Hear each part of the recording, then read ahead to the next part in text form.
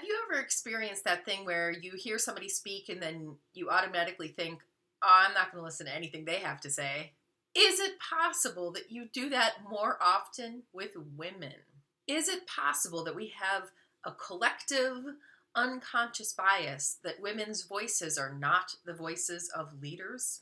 As I continue to explore the brain's bias activity, I'm focusing for the moment on sensations and how they are processed in the human brain. Down the line, I'm going to be exploring how the experience of bias influences our information processing centers and how we make our decisions, and how bias may influence our behaviors and our actions, maybe even before we make a conscious decision to act. But we have work to do at the sensory level first. Even at this first sensory level of brain processing, where information about the outside world is coming in, like information about sound or information about sight, the way that we perceive these sensations can be heavily influenced by our emotions. And our perception of our sensations are kind of not true. They are processed in a biased manner, heavily influenced by our emotions. The sensations one person experiences, like the sound of a voice, might be quite different than the way somebody else experiences the same thing. And this is at least partially due to the way that sound is processed and filtered coming into the brain.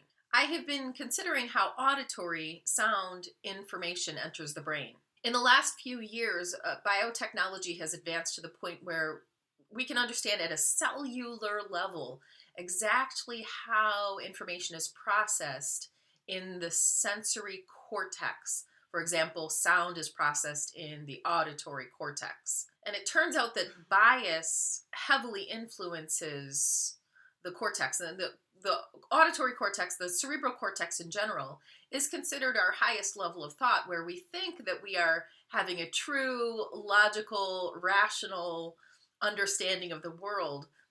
But it's kind of not really true, because before we experience sound at this higher level auditory cortex, and it seems the way we are perceiving things is true, in fact, the sound is processed first through our emotional centers.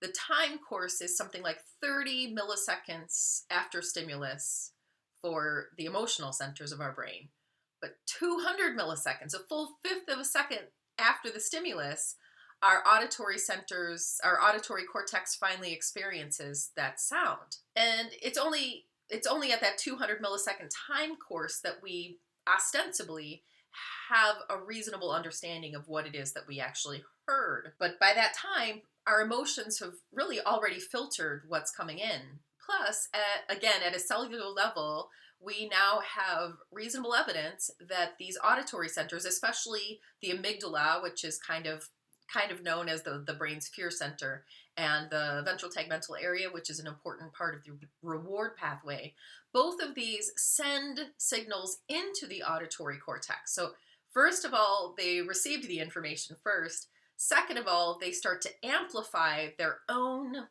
perceptions of the sound, if you will, their own either sensation of reward or of alarm, and they send cellular information to the auditory cortex saying, this is what we really think about this sound. So our emotions are heavily influencing how it is that we perceive sounds, is what I'm saying. I kind of consider these emotional centers to be somewhat puppeteers.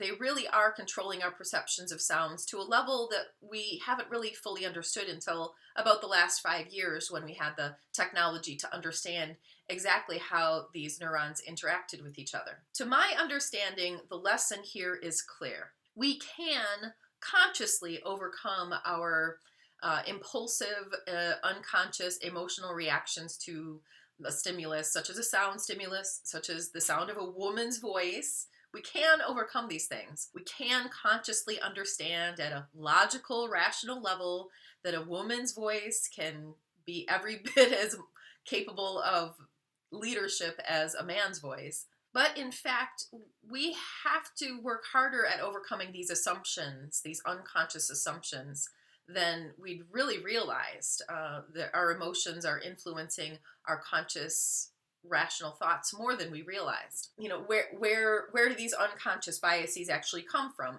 No surprise here. We are generally sent messages throughout our lifetime that men are more naturally gravitate toward leadership and women do not.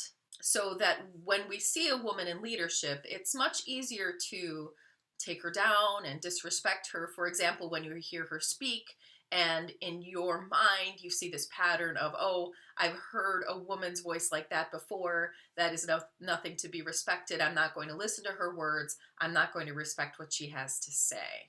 So our automatic emotional reaction is to dismiss her voice as weak or as non-serious. But if you think about it, it's really possible for a woman to be in a position of leadership and still have a really feminine voice.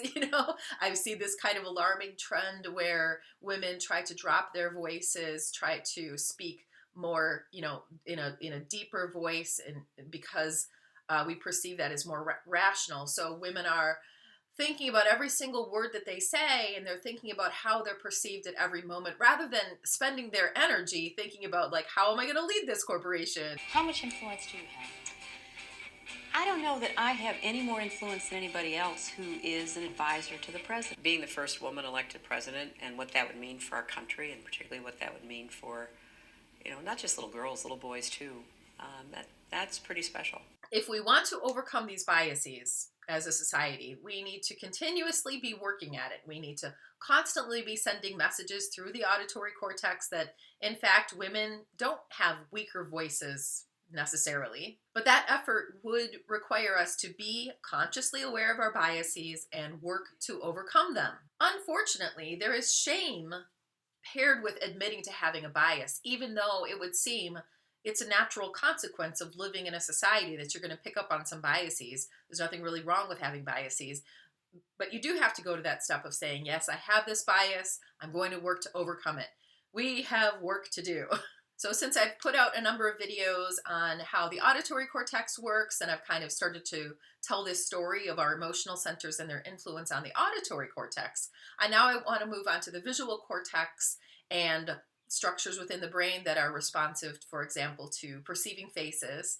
And I want to start to do some of the same work where I'm looking at how the emotional centers are influencing how we actually see things. We're going to see some of the same patterns as we saw in the auditory cortex, where we see how the emotional centers can give us a biased perception of what we see in the first place. Vision is processed in a way that the emotional centers get the information first. First up, though, we will have an interesting discussion about the intersection between visual perception and auditory perception.